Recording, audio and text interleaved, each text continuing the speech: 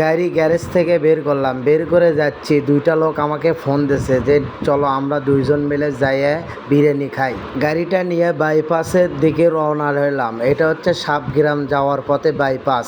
এই রাস্তা দিয়ে যেয়ে অবশেষে ওই দুইটা লোকের কাছে আমি চলে এলাম। এসে বললাম বসানোর পর ওই দুইটা লোক আবার ভিউ দিচ্ছে দেখেন। আমরা যাচ্ছি এখন বিরিয়ানি খাবার। আস্তে আস্তে গুড় করে এগিয়ে গেলাম বনানীর দিকে। বনানী গোল চক্কর পার হয়ে আমরা চলে গেলাম বিরিয়ানি খাওয়ার উদ্দেশ্যে। অবশেষে চলে এলাম আমরা বিরিয়ানির দোকানে।